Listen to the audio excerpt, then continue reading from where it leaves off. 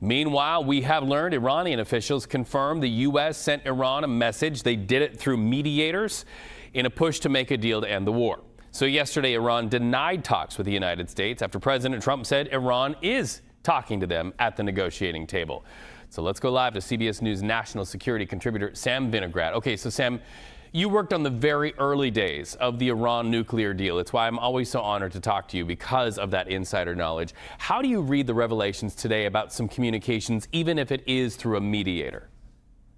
I don't find any of these revelations surprising. Typically, U.S. administrations will pursue various lines of effort: military, economic sanctions, covert action, and of course, diplomacy to try to find an off-ramp to the violence. Certainly, working through mediators has benefits because the U.S. is probably not viewed as overly trustworthy or credible. And by talking directly to Iranian officials right now, the U.S. could give them, for example, false legitimacy. I'm waiting to see confirmed who the mediators are, Right. and further, who the Iranian officials are on the other side of the proverbial phone.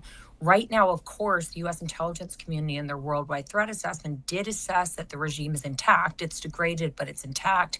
But there are a lot of different people vying for power, and it's currently unclear whether whomever is negotiating on the Iranian side actually has credibility, not just with the United States, but within Iran to actually negotiate with legitimacy.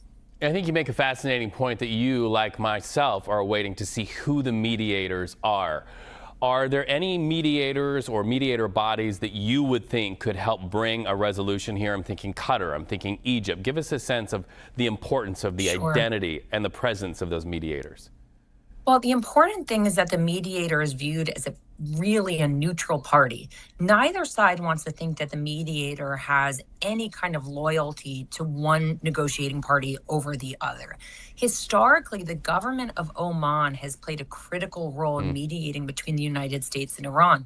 That was critical in the original Iran deal, and Iran was serving as a mediator in the last round of nuclear negotiations that were blown up, pun intended, when Operation Epic Fury started. So we may not see an Omani government that views the United States as a trustworthy interlocutor in light of what happened the last time around. Certainly, Turkey, Egypt, and potentially Pakistan have been publicly reported as playing a role in trying to find an off-ramp to give momentum to diplomacy. So I would imagine we'd probably see various countries trying to jump in right now to mediate, while others reportedly have been pushing President Trump to continue the conflict.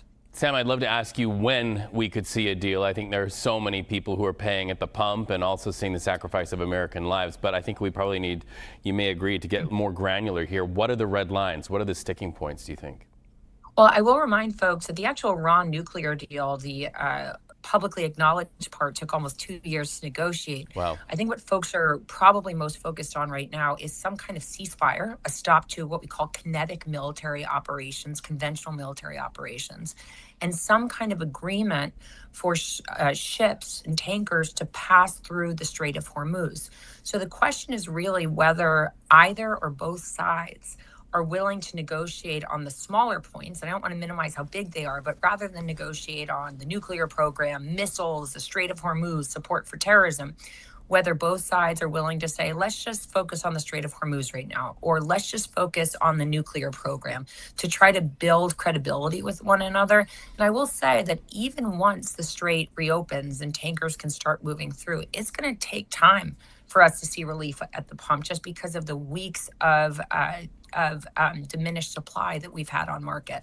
You know, normally, under any other circumstance, you would think that the nuclear concern, if we're going to take this one bite at a time, would be the thing that would sort of lead those discussions. But do you get a sense, as we watch the market reaction to what's going on or isn't going on the Strait of Hormuz, do you get a sense that that will bump that up in priority even above nuclear?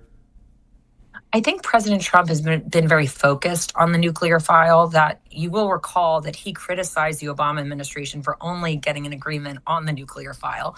But then he was negotiating with the Iranians right up until Operation Epic Fury started on the nuclear file. So I would imagine that there could be both the nuclear program being discussed if negotiators do meet, and the Strait of Hormuz, I don't think we'll see any kind of ceasefire agreement, let alone an agreement on the nuclear file, if we don't have some sort of procedure in place to reopen the Strait of Hormuz. And it's important to note, Reed, the Iranian officials know that President Trump is under significant economic and political pressure because the strait is closed and because the economic impact it's having in the United States. So they'll certainly try to use that as a bargaining chip. All right. I know we took more time and asked you more questions than we planned on, but I always love to talk to you and get your thoughts and your perspectives. They're so valuable. Sam Vinograd, thank you so much. Hope to see you back soon.